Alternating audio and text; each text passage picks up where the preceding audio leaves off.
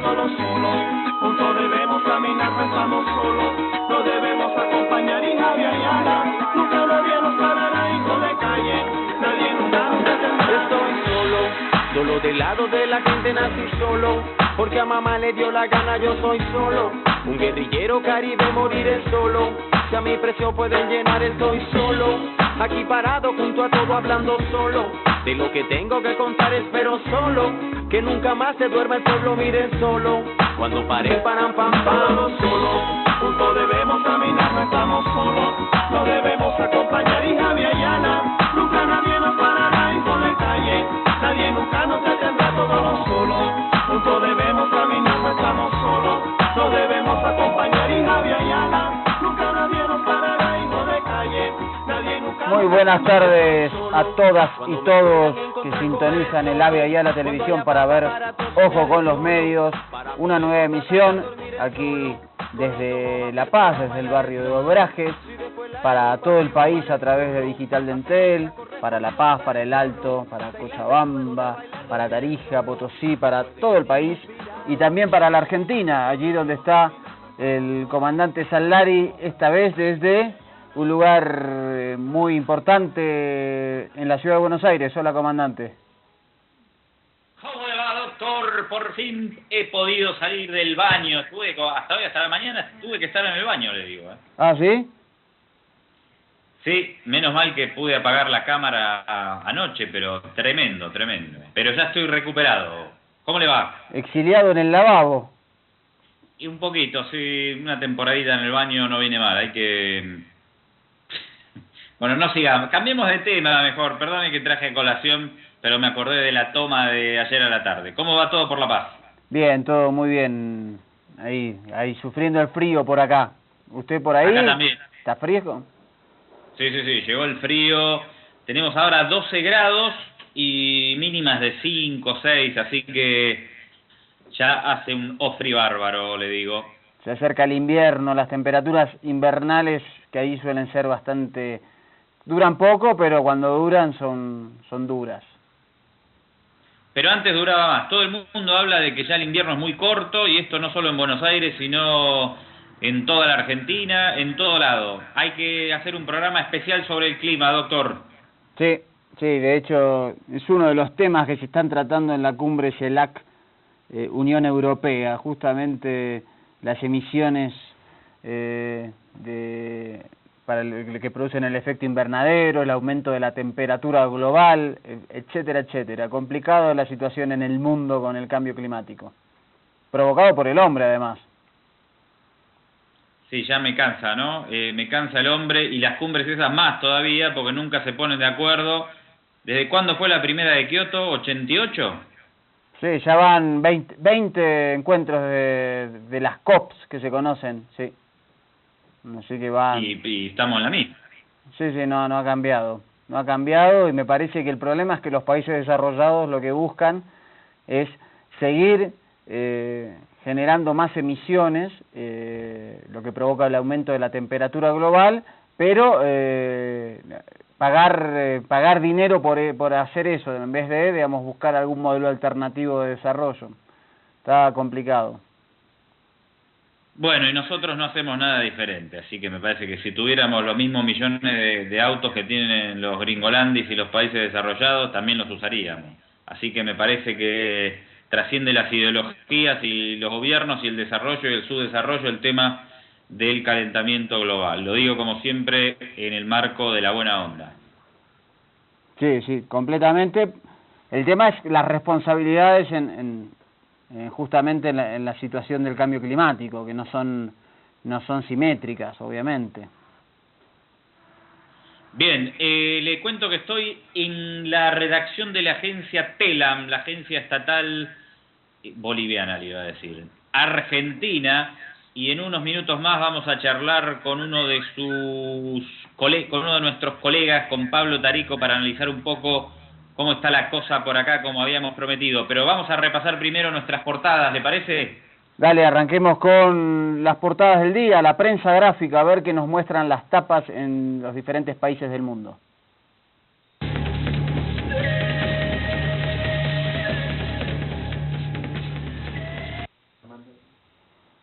Ahí tenemos el mostrador de Chile. Habla de deslegitimación del Congreso chileno porque al menos 15 parlamentarios son investigados por la justicia. Hay casos de todo tipo, corrupción, financiamiento ilegal a campañas políticas. La crisis de la política en Chile está muy fuerte, no solo afecta al gobierno de Michelle Bachelet, sino también a muchos de sus parlamentarios de distintas salas políticas. Perfecto, muy bien. Nos vamos a lo que sigue de Chile a España. A ver qué pasó en España, una cosa medio extraña.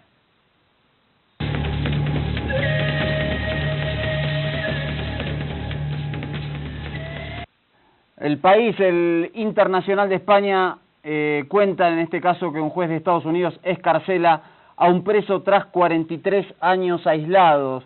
Es muy complicada en general la situación carcelaria en ese país. Hay más de 80.000 presos en los Estados Unidos que están bajo el sistema de aislamiento, esto es 23 horas encerrados, completamente solos, y 1 hora pueden salir, pero también en estado de soledad, así que el sistema carcelario muy complicado. Estados Unidos es el país con más presos del mundo. Yo le digo una cosa, más allá de cualquier consideración sobre las tremendas condiciones a las que han sometido a este ciudadano, si me tienen 43 años en aislamiento, que no me liberen para ningún lado, que me dejen en aislamiento y que no me rompan las tarlipes. Se lo digo de onda. Che, ¿no vamos a recuperar estamos con foto, no podemos recuperar imagen del Skype? Hay un problema con el generador de imágenes del Skype, así que estamos por eso con la imagen de usted y no con... Yo sí lo veo bien en la computadora, pero hay alguna situación técnica que no nos permite ver en pantalla. Bueno, a ver si lo podemos solucionar, no por mí, que ya me conocen y soy bastante feo, sino por la entrevista que vamos a realizar después del corte. Vamos entonces, ¿qué pasó con Felipe González, que tenía temblando al gobierno de Maduro, según algunas publicaciones? Exactamente, vamos a ver qué ocurrió.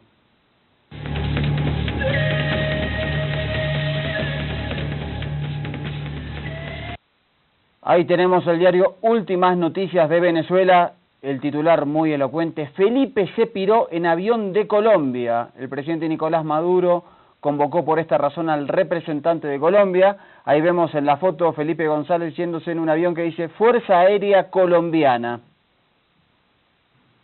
Qué tule, ¿eh? Felipe estuvo poquitito, 2 días nomás en Caracas, estuvo muy poco y fue considerado como una derrota la visita del exmandatario español.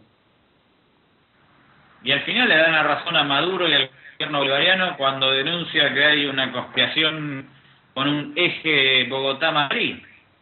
Sí, exactamente, eso lo volvió a afirmar anoche el presidente constitucional Nicolás Maduro, justamente de este eje conspirador, y esto lo demuestra. Colombia dice que era porque tenía que ir Felipe González a reunirse por el tema de los acuerdos de paz entre la guerrilla y el gobierno, pero bueno, igual parece bastante endeble la comunicación, teniendo en cuenta que hay vuelo directo entre Caracas y Bogotá, en vuelo de línea me refiero, obviamente.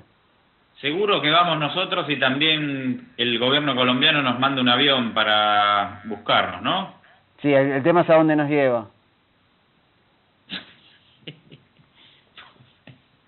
Bien, vamos a un titular más, pero en este caso del lado colombiano, periódico de la familia Santos, El Tiempo.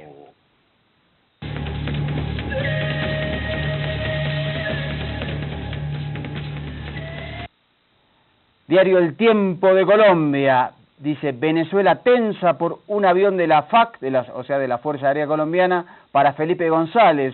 Hay el disgusto del gobierno venezolano por la ayuda del gobierno colombiano a Felipe González, así que a los dos lados de la frontera los titulares han dado cuenta de este incidente. Bien, me pregunto sobre el dinero de los contribuyentes. Imagínese usted si Evo Morales manda un avión para que Maradona viaje desde Buenos Aires a Sao Paulo. ¿Qué dirían? No, obviamente ya sabemos el doble estándar en general de algunos sectores políticos y también de los medios de comunicación, que ante un mismo hecho noticioso, digamos, obviamente las connotaciones y los titulares hubiesen sido distintos. Bueno, no, lléveme por favor, si es tan amable, Ecuador, ¿qué pasa con las transnacionales y el amigo Maggi Correa? Ahí tenemos la página web del Ministerio de Relaciones Exteriores de Ecuador. Hay un anuncio muy importante que es que comienza a funcionar, esto se inició hoy, el Observatorio Sur sobre Inversiones y Transnacionales. La idea del gobierno ecuatoriano es generar un espacio de análisis sobre el rol de los inversionistas extranjeros y sus empresas en los países de América Latina. El encuentro ha sido en Caracas, está vinculado y en el marco de la CELAC, de los estados latinoamericanos y caribeños. Me parece una iniciativa muy importante. Ecuador sigue bien fuerte, en este caso en su presidencia pro tempore de la CELAC, con iniciativas muy interesantes. Sin duda, doctor, una medida chavista, castrocomunista. No tenga ninguna duda de eso. Pero interesante, me parece que es importante también analizar cuáles son los capitales que llegan a América Latina, al Caribe, con qué fines y qué vienen a realizar. Es necesario monitorear esas inversiones que no siempre son muy santas. ¿Se acuerda cuando investigamos las privatizaciones en Bolivia y nos decían que ni siquiera se podía saber quiénes eran los gerentes de las empresas? Exactamente, eso. Incluso la Embajada de Estados Unidos durante el periodo de Banzer, hablamos de cuando fue electo democráticamente, impidió una iniciativa que era justamente que se conozcan a quienes estaban al frente de las empresas privatizadas, capitalizadas, y quienes las regulaban, y eso fue vetado por la Embajada de Estados Unidos directamente. Excelente. Bien, que no vuelvan esos tiempos de nuestros amigos neoliberales. Veo que ya recuperamos la imagen espectacular y entonces hacemos un corte y al regreso charlamos con Pablo Tarico y nos ponemos en contexto con lo que sucede en la República Argentina. ¿Qué opinión le merece? Perfecto, así lo que prometimos en la emisión anterior, meternos un poquito en la caliente campaña política que hay en la Argentina. Se vienen las cierres de listas, las elecciones primarias obligatorias para elegir los candidatos de cada formación política y el 27 de octubre de este año, elecciones presidenciales para ver quién sucede a Cristina Fernández de Kirchner. Y estamos esperando de manera inminente, 2 palabras, inminente, que se pronuncie el candidato Sergio Massa, quien, como comentábamos, aparece tercero en las encuestas. Y en cualquier minuto aquí, a ver cómo hacemos para enlazarnos, no sé cómo, pero algo vamos a inventar. Parece que va a avisar si va de candidato, si mantiene la candidatura o se baja. Ya también vamos a poner un poquito más en contexto este tema a la vuelta, aunque lo veníamos anticipando. No te muevas de ahí, ya volvemos en Ojo con los Medios, en esta comunicación vía satélite Buenos Aires, La Paz, Buenos Aires.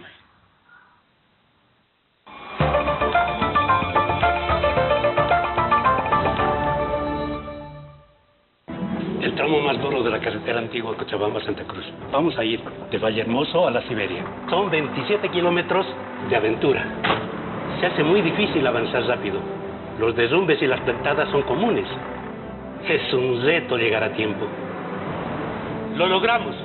Esta carretera va a cambiar. Será ampliada y asfaltada. Las manzanas de José Luis, las frutillas de Doña Felicidad y toda la producción de la zona podrá llegar bien a su destino. Todo el tramo está con plata, con empresas, garantizado. La firma del contrato para el tramo Vallehermoso-La Siberia es el eslabón que garantiza la ampliación y el asfaltado de toda la carretera antigua Cochabamba-Santa Cruz. ¡Buena, presidente! La carretera antigua Cochabamba-Santa Cruz nunca más será antigua. ABC, resultado del proceso de cambio. Más carreteras para vivir bien. Ya no es raro ver a una mujer, de pollera o no, pero una mujer tomando decisiones en estos espacios. Pues este estatuto te plantea una oportunidad histórica para el departamento. Pacto fiscal es una oportunidad histórica para los paseños. Todo proceso de bloqueo perjudica.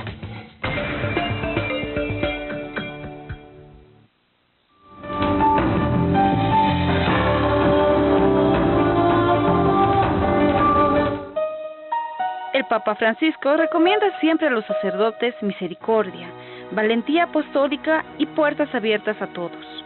Lo peor que puede suceder en la Iglesia es la llamada mundanidad espiritual, es decir, ponerse a sí mismo en el centro. Su proyecto es sencillo: si se sigue a Cristo, se comprende que pisotear la dignidad de una persona es pecado grave. Es mejor una iglesia herida, pero que hace camino, que una iglesia enferma, porque se cierra en sí misma. Papa Francisco.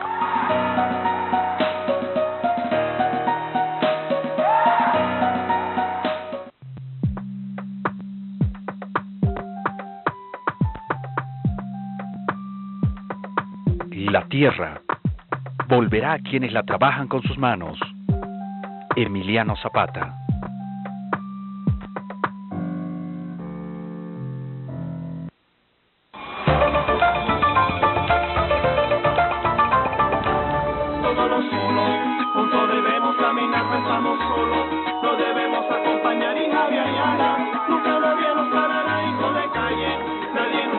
Segundo bloque de Ojo con los Medios. Estamos aquí en los estudios de Avia Yala Televisión en La Paz y enlazados con Buenos Aires, Argentina, con la Agencia Estatal de Noticias, TELAM.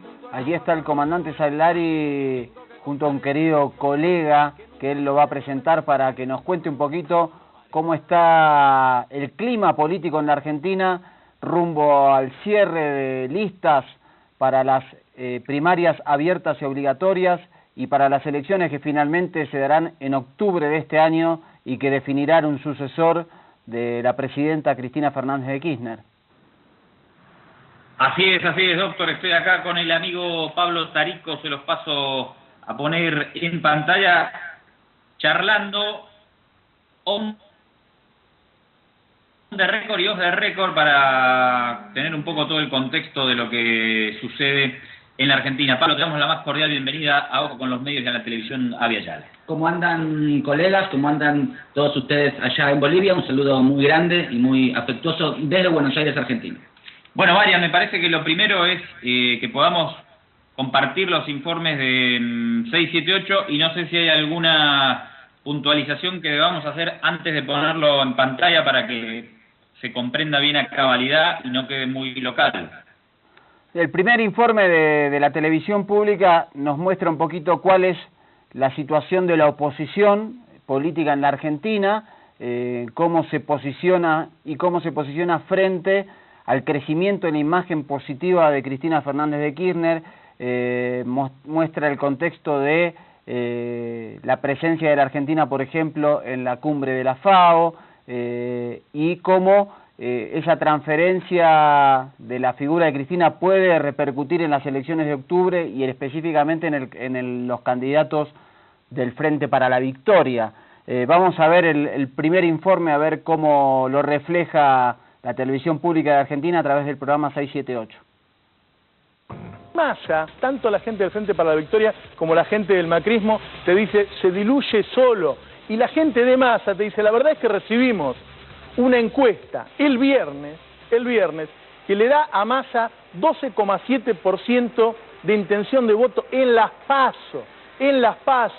Después de las PASO va a perder votos, claramente, porque se va a polarizar más. Entonces, ¿a cuánto llega? Le están dando un piso de 7 puntos. Con 7 puntos Massa sale detrás incluso de Stolbizer. Mientras que la desesperación se apropia de quienes quieren instalar que está todo mal, el país es premiado por la ONU por su lucha contra el hambre. Nos ocupamos de la visita oficial de la presidenta Cristina Fernández a Italia y la actividad que tuvo esta mañana. Participó en la cumbre de la FAO, el organismo de las Naciones Unidas para la Agricultura y la Alimentación. Allí fue distinguida justamente por las políticas de Estado aplicadas en nuestro país para el combate del hambre y la pobreza. Estamos convencidos que el problema del hambre es un problema de la pobreza.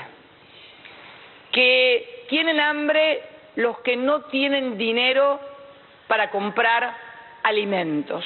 Lo que ha contribuido a que Argentina erradicara el problema del hambre fue precisamente la existencia del Estado, y de un Estado con políticas públicas muy activas, muy direccionadas y muy focalizadas precisamente a este problema. ¿Qué políticas activas hemos tenido nosotros en la República Argentina para pasar de ese cuadro de pobreza extrema, de ese endeudamiento, de esa economía de trueque, de esa multiplicidad de monedas que convertían a la economía en un verdadero pandemonio, en una verdadera torre de Babel?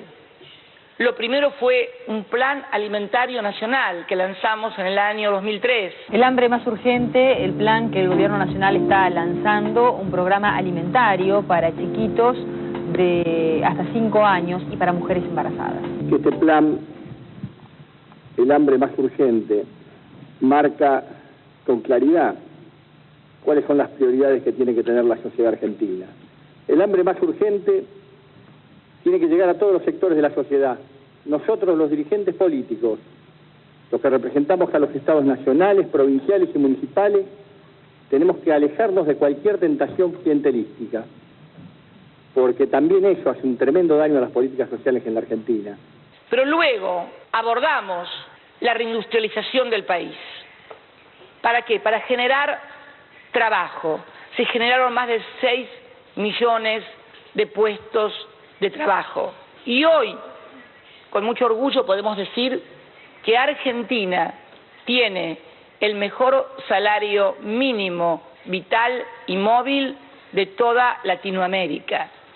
Políticas públicas muy importantes. Se estableció la asignación universal por hijo, una de las políticas públicas reconocidas por FAO, reconocidas por la CEPAL, reconocidas como una de las políticas más efectivas en la lucha contra la pobreza. Agradezco finalmente que nuestro país, la República Argentina, haya sido premiado por sus resultados en la lucha contra el hambre, pero también decir con absoluta sinceridad y honestidad que no es que solamente hemos tenido un programa alimentario, hemos tenido un proyecto de país, un modelo de sociedad más equitativa, más justa y más igualitaria, que es el mejor antídoto en la lucha contra el hambre y la pobreza. Muchas gracias y muy buenos días a todos y a todas.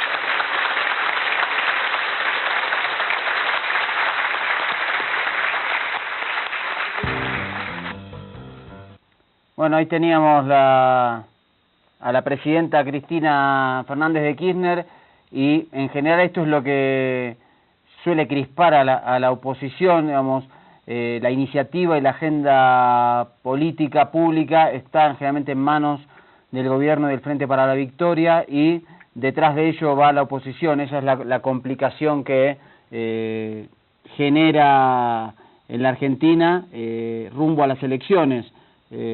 ¿Cuál es el análisis desde allá de la Argentina de estos hechos? Yo le preguntaría a Pablo en primer término sobre la imagen de la presidenta, porque charlábamos en las emisiones anteriores, doctor, sobre cómo había crecido últimamente y sobre la aceptación por parte de un estratega de Mauricio Macri, el principal líder opositor, acerca de que la presidenta es imbatible. Así que querría preguntarle a Pablo en principio que nos amplíe un poco el tema de la imagen de la presidenta para entender un poco más este tema.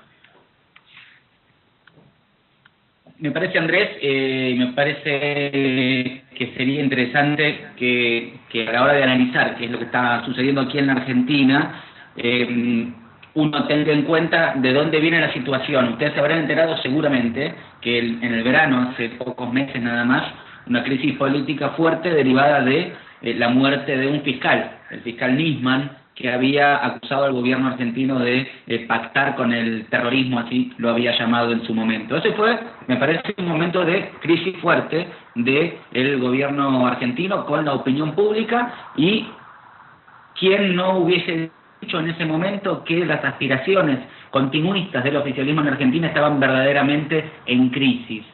Pues bien, me parece que es un fenómeno notable en la política argentina que hoy, apenas 4 o 5 meses después de esa crisis fuertísima que vivió la política en Buenos Aires, sobre todo, principalmente en la ciudad de Buenos Aires, la presidenta Cristina Fernández aparezca hoy, empezando el mes de junio y cuando faltan pocos meses para las elecciones generales, con el 55% de imagen positiva, según la mayoría de las encuestas, en un promedio nacional, porque si ese análisis se traslada a cada una de las provincias, esa imagen positiva crece y mucho y bastante. ¿Qué quiero decir con esto? Y me parece que es importante tenerlo en cuenta. La presidenta Cristina Fernández y el oficialismo son mucho más fuertes en el interior del país y en las provincias que en la ciudad de Buenos Aires, que es lo que generalmente se ve, sobre todo en el exterior. Tal vez si ustedes leen los medios incluso de Bolivia o de cualquier otro país de América Latina, reflejan las informaciones que se dan, sobre todo en la ciudad de Buenos Aires, donde la paridad entre el oficialismo y la oposición puede ser al menos analizada y cierta en algunos aspectos. En el interior del país esta situación es bastante más distinta y el oficialismo es mucho más fuerte. Hoy, realmente, si uno tuviese que ser tajante con la definición, déjenme ser tajante, después en todo caso podemos matizarla. Lo que se discute no es si el oficialismo va a ganar o no las elecciones en octubre, sino quién del oficialismo va a ser el próximo presidente en la Argentina. Esa es hoy la discusión que por supuesto tiene matices, que por supuesto tiene análisis que si quieren podemos hacer, pero esa es la sensación hoy en la Argentina. Mariano, ¿te acordás que cuando analizamos el caso de Nisman, no me acuerdo si lo hicimos en el programa o hablando en producción, comentábamos que esto iba a significar una derrota segura del oficialismo? No sé si vos tenés alguna valoración que hacer al respecto, porque ese escenario ha cambiado para sorpresa nuestra también. Sí, y me parece que tiene que ver mucho con estos fines de ciclo que se pronostican prácticamente desde el año 2009, del kirchnerismo. Se viene hablando por distintas razones, desde el fallecimiento de Néstor Kirchner, y algunos, la 125, la crisis con el campo, y sin embargo el oficialismo tiene una capacidad de regenerar la agenda política y siempre la oposición termina detrás de esa agenda política. Parecía impensable justamente con el caso del fiscal Nisman que el gobierno se podía de recuperar de un hecho que fue utilizado por los grandes medios de comunicación y con la oposición política para tratar de derrumbar al gobierno incluso antes de su periodo constitucional. Sin embargo, la iniciativa sigue estando de este lado y parece que la defección de Massa ha generado un escenario que no se esperaba la oposición, que era el siguiente: dividido en tercios la elección, Scioli, Massa y Macri. Se especulaba que en segunda vuelta cualquier candidato opositor podía ganar, pero sí la especulación que se habla es que no va a superar el 10% más en una posible elección general, se termina la posibilidad de esos tercios. Bueno, vamos a ir dando un contexto. Yo lo siguiente que le quiero pedir al colega Pablo Tarico es que nos presente, teniendo en cuenta que nos están viendo en Bolivia, donde no se conoce al detalle la política nacional argentina, que nos presentes un poco el panorama opositor. ¿Quiénes tienen la oposición? ¿Cómo van midiendo? ¿Cómo establece este grupo que trata de terminar con el ciclo kirchnerista? Hoy por hoy, Andrés, Mariano, me parece que si uno tuviese que pensar en cuáles son las orientaciones políticas, sobre todo, que ordenan sobre todo el proceso electoral que se viene en Argentina, como bien dijiste, tendríamos que pensar en 3 grandes grupos o en 3 grandes candidatos. Uno de ellos muy minimizado, pero de todos modos, para entenderlo, me parece que está bien pensarlo de ese modo. El oficialismo, el proyecto que gobierna la Argentina desde hace 12 años, que es el kirchnerismo. No vamos a intentar explicar el kirchnerismo porque ustedes lo conocen en Bolivia, un gobierno muy cercano, muy aliado al proceso de cambio boliviano.